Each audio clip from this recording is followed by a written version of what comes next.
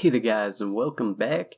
Another how to fight against deck video today that Van One Like Dog wanted me to do the Spotters Nilfgaard deck that he faced.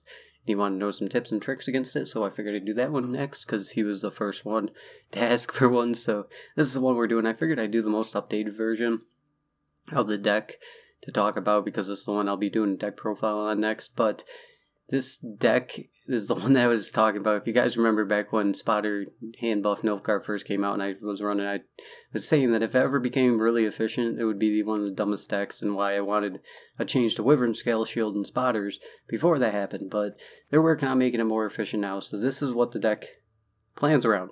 They drop either the Nilfgaardian Knight first or the Manticore. So if you see an Amir and they drop a Nilfgaardian Knight or Manticore, then you need to deal with that right away. Playing Artifact Compression, any way to kill it, even using a Mandrake if you don't have Graveyard Interruption, really helps out your cause a lot. I saw King Blacktooth did a video on this, and I was actually looking for some more tips because I only know a few, and he ended up facing somebody who either didn't get their combo or just was not playing it right, because what you usually want to do is play the Glorious Hunt, get your Imperial Manticore out, then play Amir right away, and then Vesmir and Mandrake your Manticore, and then return them to your hand.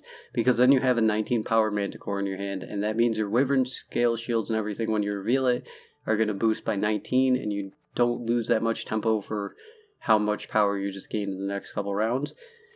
So you always want to deal with whatever they drop first, whether it's the Manticore or the Nilfgaardian Knight. You want to kill one of those two, if you can. If you can't, then you're in a rougher spot, and this is where if I don't have the right deck, like Graveyard Interruption or something like double, triple Scourge, then I usually just insta-forfeit, because this is the only deck I'll do that against, because you can't outpower it. They're going to be getting 22 to 23 power per play, at least, usually, after they pull off their combo. But the deck's really reliant on getting lucky to get that combo where you get that card in your hand, get it buffed, get it in your hand, and then reveal it. Then you can start doing your crazy stuff. So, yeah, you try to kill that off, and if you can't, then not all hope is lost yet. But then if they play a Spotter, usually Mandrake the first one right away, so that way they can't ointment it, because they plan on re-resurrecting those with ointments. So if you can play them out round one, and you never want to pass round one early and just give them say, because they can, once they dictate round two, they're just gonna push you out so hard to make you go quite a few cards down. But yeah, since they count on ointment resurrecting their Spotters, you Mandrake one of them, and then like say you have something like Caretaker, Vic Cavaro, Medic, something like that that can mess with their graveyard. Once another Spotter's in there, you need to take that away from them, or Reza onto your side of the field and then use its power against them, because the less Spotters they have, the more dead ointments they have. Because once their Spotters are gone, the only thing they can ointment is Magni Division, in which case Magni Division is only grabbing them a Wyvern Shield, so they most likely already went through all their Magni Divisions, and their Magni Division is not going to grab them anything. So you need to stop their Spotters if you can, for sure. And then also hitting this Manticore or the Nilfgaardian Knight with a Mandrake, if you don't have Graveyard Hate, is also another way that you can really lessen the blow that they're going to do to you. Like right away, once they play their Nilfgaardian Knight or whatever, you Mandrake it, and you hope that they don't have the other one, like the Manticore too, and another Mandrake. Because then you're going to bring it, like, let's say it's the Manticore, you're going to bring it down to 7, and yeah, I had to add that up real quick, but 7, and yeah, once it's at 7, then even if they're Mandrake, they're only getting a 13 power in their hand, which makes their Spotters like 18, and their Magni Division play a 16, which is a lot easier to deal with than their Spotters being a 24-point play, and their Magni Division being a 22-point play. So that's definitely helps you out a lot, and you still got a chance if you can pull that off.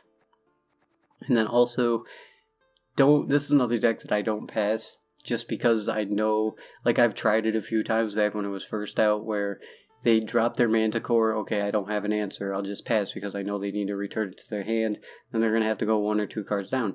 Turns out, that doesn't matter when they can pump out that many points a turn, because in round 2, every time, they just pump out like 60, 80 points in 3-4 turns, and then they pass, and then I have to spend like 2 or 3 cards anyway to catch back up. And so yeah, that's rough. And then also, if you're running Scorches, you can actually beat this deck pretty easy too. You don't even need a Mandrake, the Manticore, or whatever, because when they play their stuff, all their stuff's going to end up around 22 to 25 power. And then you just Scorch, usually double Scorch, maybe a triple Scorch, and then you win because you blew away everything on their field. And in that case, if you're using a Scorch deck, you actually want to try to push out round 1 if you can, for as much as you can, for as long as you can, and then if they end up beating you, you can use a Scorch if you want. Just be aware that they're going to be able to resurrect their spotters twice, so keep that in mind.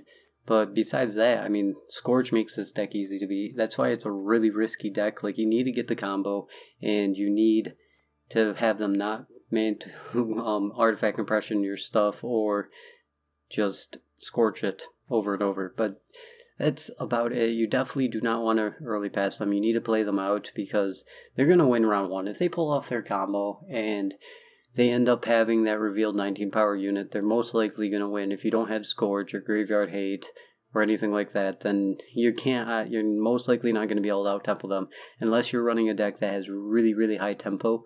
Like, I haven't faced it with Coin Flip Elves yet, but besides that, Consume is pretty much the only thing that can keep up with them. And yeah, that's about all I got, guys.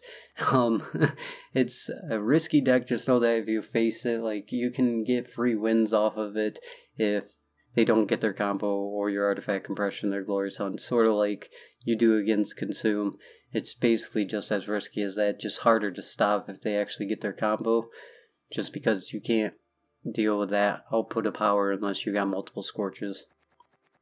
So that's all I got for you on this one, guys, and yeah, hope you guys enjoyed, and see you guys in the next one. Till then, have a good one.